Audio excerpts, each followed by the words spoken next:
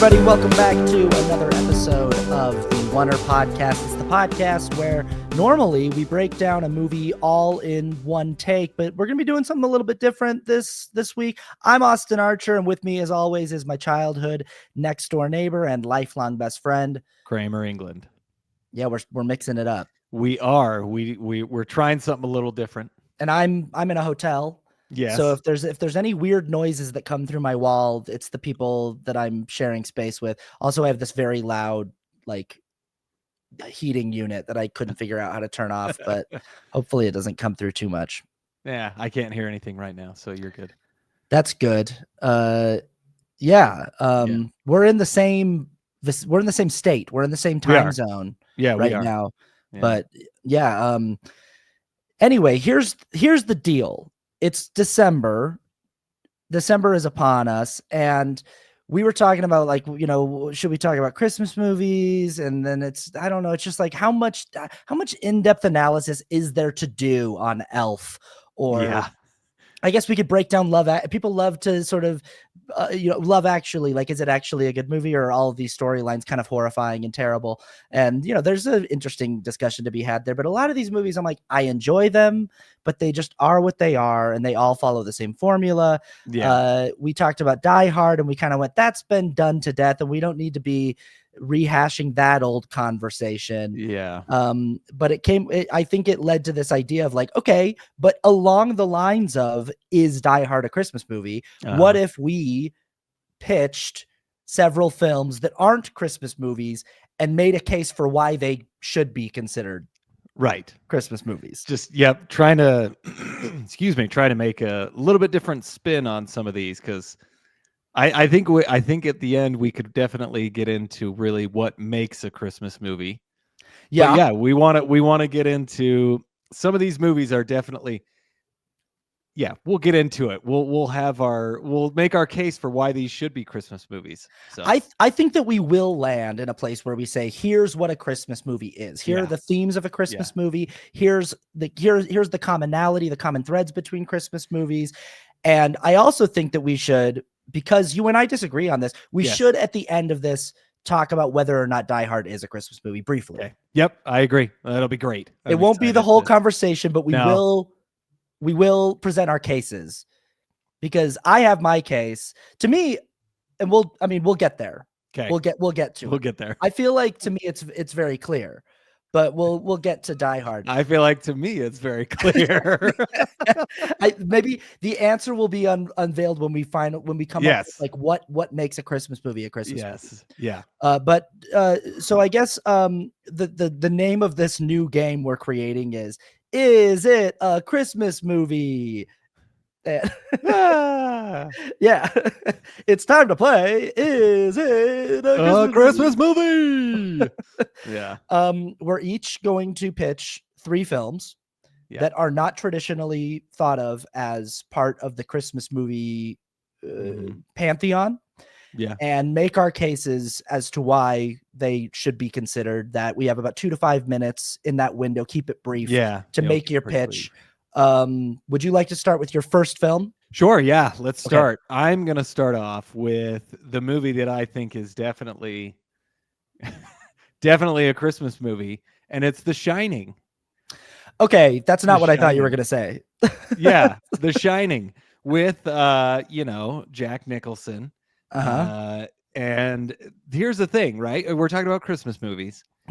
First of all, it should probably take place at Christmas. Does The Shining take place at Christmas? Yeah, well, I mean, it's snowing outside. It's snowing. Could it not be like January or February? Well, no, because it's more at the beginning of winter. Right? Oh, yeah, because they need a caretaker to come up. They do. So it's the start of the holiday season. Yep. They're wearing definitely like holiday sweaters, like holiday time. There should be a big giant Christmas tree in that big hotel lobby. Well, they can't get it up there. If they can barely get anybody up there to save them, they can't even get a Christmas tree. So and he already went crazy before he could chop one down and decorate it in the house. The axe. He was going to use the axe to chop down a Christmas tree. Exactly. Okay. Yeah. And this is the thing too. Christmas movies. Christmas movies are generally about a family, right? Mhm. Like a family is having problems and then they come together through Christmas, or, all the crazy antics that go along with the craziness of the holidays. And so Yeah. it's almost like, I mean, it's a Christmas movie, but it's almost like an anti-Christmas movie, because they're taking all these tropes that are in uh, most Christmas movies, but they're just making them more horrific. Mm. And instead of, having a funny one-liners and everything, he tries to kill his wife and son. So, but still, it's at Christmas. He's trying to, it follows the theme of the It's like Christmas gone wrong. yes, It's like it's yeah, supposed to be a nice secluded Christmas for this family, for the right, Torrance family up at this really, yep, they have this whole hotel to themselves. What could be better for Christmas for a family? yeah, And it just, unfortunately, it's a haunted hotel, yeah, and with blood yeah, in the elevators and dad goes crazy. Yeah. yeah, yeah. I Mhm. mean, you could say that's not blood; it's some Christmas juice. And what's more Christmas than dad getting like really stressed out Exactly. and All the comedy Christmas movies, the dad is always stressed out. He's trying to get, whatever. He's got all this stuff going on, and it's usually funny, but in this case it's not. So, Chevy Chase in Christmas Vacation is like two more hijinks and mishaps away from being Jack Torrance. exactly. Yeah. All work and no play make Jack a dull boy. That's basically what Chevy Chase would have done, you know. So he would, I think for sure. I mean, it is at Christmas, that's I think I've Okay. made my case well enough. I listen, I think I'm with you. I think I'm with you. The Shining is a Christmas movie. It's a Yeah. scary Christmas movie. There are scary Christmas movies, Silent Yeah. Night, Deadly Night, Black Christmas. Black Christmas. It's not like it's in a genre all its own. And I think No. that it's time that people recognize The Shining as a Well, Christmas movie. and here's the And thing. mhm, The other thing, if we're going to talk about Christmas movies, we got to talk about Christmas songs. mhm. And in the song, there'll be scary ghost stories. Why would you be Oh. singing and telling scary ghost I stories? never understood that. There'll be the scary ghost stories and tales of the glories of I get Yeah. tales of the glories of Christmas is long, long ago. I Well, get. I think I really don't know if this is the truth or not, but there's a Christmas Carol, right? Uh-huh. And a Christmas Carol is pretty much a ghost story. That's I true. think it's scary ghost stories and tales of the glories of Christmases long, long ago. And Right. again, a Christmas Carol, this Yeah. visitation from like these beings, these supernatural beings. This is very similar to Jack Torrance being visited Yeah. Oh by yeah. these He different is characters. by these ghosts. Yeah, these ghosts, whereas the only difference is Ebenezer Scrooge's ghosts wanted him to become a better person, and Jack Yeah. Torrance's ghosts want him to become a worse person. And Yeah. that's the only difference. Again, it's Yeah. pretty much the opposite. Yeah. And it's, so I mean, it's, snuggle up and watch The Shining Christmas Eve. Yeah, okay. It's I'm a with you. great, yep. Mm-hmm. All I'm right. with you. What's your first one? Okay, my first movie, I'm gonna start. I feel like, first of all, I want to say I feel like you picked three better movies than I like all three of your picks better than mine. I But think yours are great. I picked the movies I picked. I'm gonna start with the one I like the least for Okay. my case. I'm gonna start with Harry Potter and the Order of the Phoenix. Okay.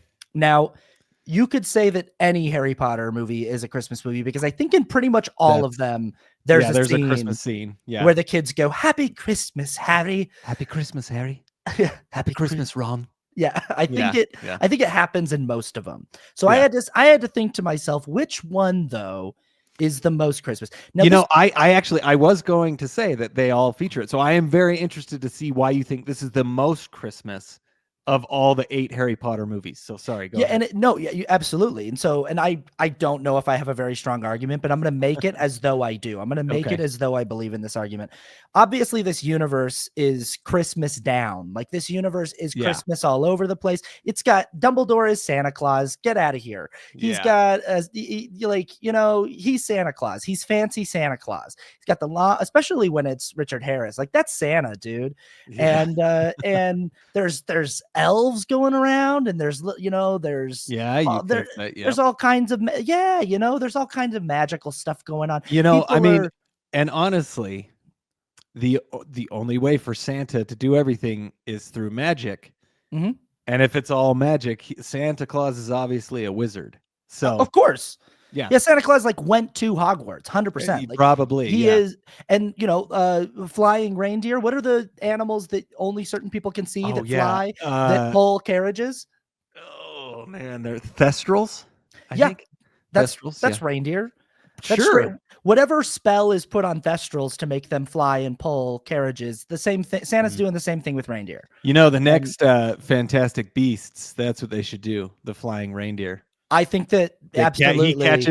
catches them and gives them to Santa so that he can I love that. I deliver all the love presents. Yeah, his friend Santa's, like, depressed, and, like, he doesn't like, he feels like he has no purpose in life, and he's like, "You know what? You just need a little direction," and he gives him the reindeer to take care of, and he comes up with this Yep. idea, "I'm gonna give everybody gifts," and I think that you can make a very good argument that the Santa Claus universe and the Yep. Wizarding world have a shared universe, and I that, you I know think you're totally right, especially with the appearing with the Santa Claus when the chimney magically appears. I Absolutely. mean, how would you do that without, This is Wizarding World all over the place. Yeah. Uh-huh. I'll say this, I came up with Order of the Phoenix because I was trying to think I was thinking like family, Yeah. and obviously Yeah. a lot of the Harry Potter movies have to deal with family. This is about Yep. an orphan who doesn't get along with the family that he was placed with, but has a chosen family at Hogwarts and in the Wizarding world. I feel like Order of the Phoenix is the moment. It's kind of like the movie where, like, as a kid, you grow up believing in the magic of Christmas and the magic Yeah. of Santa Claus and all this stuff. And then as an adult, if there's any kids listening, don't listen to the podcast right now. Parents, turn the Cover podcast off, your cover mouth. your ears. As an adult, you realize, oh, I need to be the person who takes care of the magic of Christmas for my Yeah. kids, and I need to Yeah. pass that on. I need to create the family. I think Harry creating Dumbledore's army is Harry creating, and it's like, he's already been doing it slowly over the course of these films Yeah. with Yeah. Hermione and Ron, but he creates his own Santa Claus themed family because they're Dumbledore's Yeah. army. They're basically like Santa buddies, and Yeah. and I'm really stretching here. Well, no, this is the other thing. First of all, Order of the Phoenix honestly is one of my favorite Harry Potter movies. Mhm. But this is the one where he really gets to bond with Sirius. Yeah. And then Sirius gets killed. He gets taken It away. it So has it my totally favorite ending of all Oh, of the yeah. Harry Potter movies. The whole climax is great. Oh, The yeah. whole The duel the Yep. duel is amazing. Oh, yeah. Like, The it's the best Dumbledore duel that yeah. Yeah, the Oh, Dumbledore and Voldemort duel is it has not been topped in the Harry Potter movies. That was by far the best duel between Voldemort and Dumbledore. But yeah, but the family theme, right? I mean, so many Christmas movies revolve around family. So it's really the strongest between Harry and Sirius, which is pretty much his surrogate father. Yep, and I think that Harry's chosen family is really solidified and strengthened in Order of the Phoenix, and I Yeah. also think that ending duel, it's the coolest that we ever get to see Santa Claus be. Oh, yeah. Dumbledore, aka our kind of Santa lookalike, is at his coolest. Oh, yeah. When he's fighting Dumbledore at the end of that movie. Yeah, don't mess with Santa. Or when he's fighting Voldemort at the end of that movie. Yeah. So, you could make an argument that the entire series is Christmas coded, and I think these movies are played on TV during Christmas. So there were probably people in the comments who are like, I think that people do think of them as holiday themed movies. But if I had to pick one to make the most Christmassy of the bunch, it'd be that one.